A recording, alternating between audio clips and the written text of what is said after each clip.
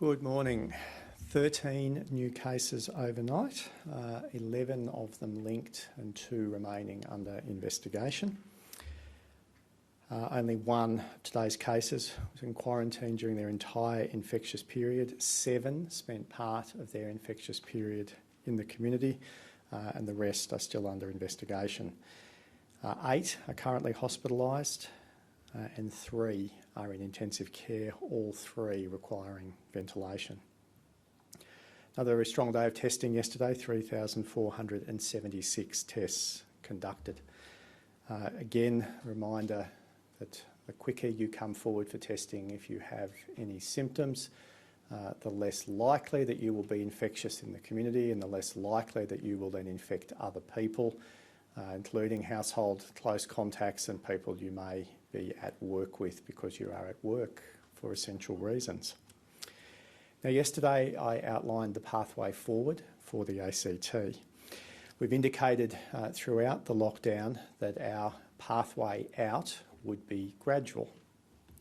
This is a balancing act that every Australian jurisdiction will face, but it's one that the ACT, New South Wales and Victoria are facing now. We continue to work with the New South Wales Government and the Victorian Government on interstate travel requirements. I know this issue has come up a lot in the last 24 hours. Now, these states, New South Wales and Victoria, are likely to allow travel earlier than the other states and territories that are currently COVID-free. As the ACT remains an identified COVID-19 hotspot by the Commonwealth Government and by all other states and territories, there are strict requirements for you if you travel outside of the ACT. And once you cross the border out of the ACT, you have to adhere to the rules and restrictions of the jurisdiction that you are travelling to.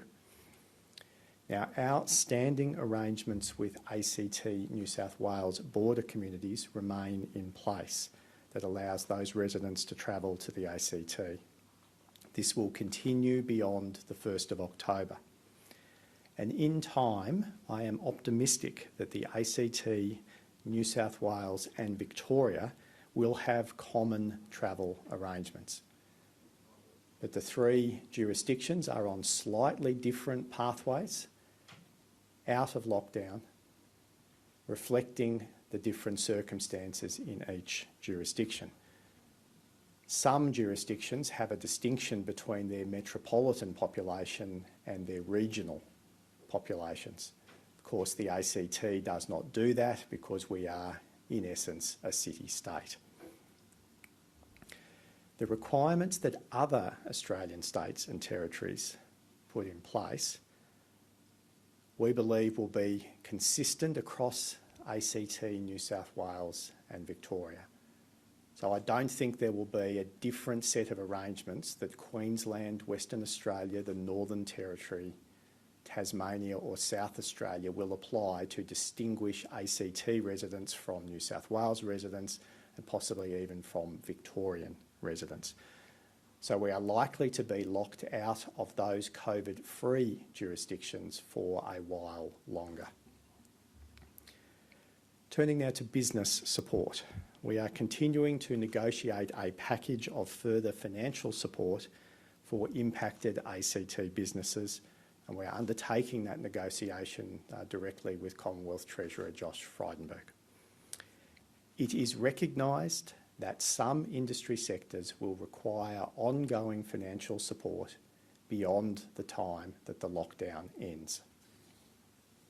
This includes businesses in hospitality, tourism, the arts, events and personal services.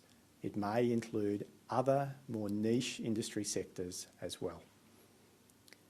In addition to jointly funded grants with the Commonwealth, the ACT Government will continue to support impacted businesses beyond the end of the lockdown on 15 October. These programs will include, but may not be limited to, the following: the COVID-19 Small Business Hardship Scheme, the Commercial Tenancy Support Scheme, the Accommodation and Tourism Venue Operator Support Scheme, the Small Tourism Operator COVID Recovery Payment. We will have hospitality industry licence and fee waiver schemes that include the following: the Food Business Registration Fee Waiver, which will be extended or has been until the 31st of March 2022. If a food business registration has been prepaid for more than 1 year in advance, an additional 12 months will be added to the licence. Outdoor dining permit fees have been waived for another 12 months until the 30th of June 2022. The annual licence fee waiver for some liquor licences has been tapered to provide a further 50% reduction for 12 months from the 1st of April 2021 to 31 March 2022. Eligible licensees include nightclubs, restaurants and cafe licences, bar licences, general licences, catering licences, special licences and club licences. Payroll tax waivers and deferrals are also available for the 10% of businesses in the ACT that are not already exempt from payroll tax. The ACT has the highest payroll tax-free threshold in the nation. 90% of businesses that operate in the ACT pay no payroll tax at all.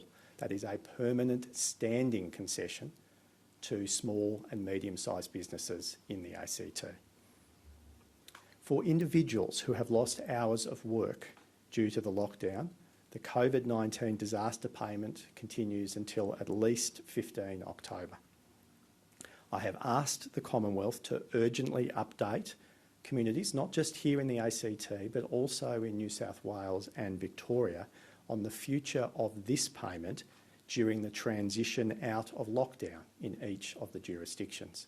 This is a Commonwealth payment, a very important and welcome Commonwealth payment, but one that does need clarification beyond the time that lockdown ends. I certainly hope that the Commonwealth will continue to make these payments, because there will be some individuals who will still have their hours of work restricted because of the gradual transition out of lockdown. Turning now to health and emergency service funding. Earlier today, Minister for Emergency Services Mick Gentleman and I announced a funding package for ACT ambulances, the ACT Ambulance Service, a $15.2 million funding boost. This includes new paramedic duty staff, new staff in the 000 Communication Centre, as well as the purchase of low-emission ambulance vehicles. This support will allow our ambulance service to continue its nation-leading performance, and will also obviously support our COVID response over the months and years ahead.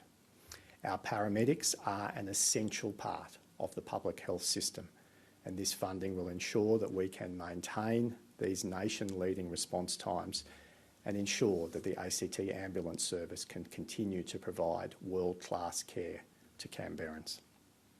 So in summary, for those who've joined late, 13 new cases, 11 of them linked, the remaining 2 under investigation, only 1 in quarantine for their entire infectious period, 7 having spent part of their infectious period in the community, the rest still under investigation.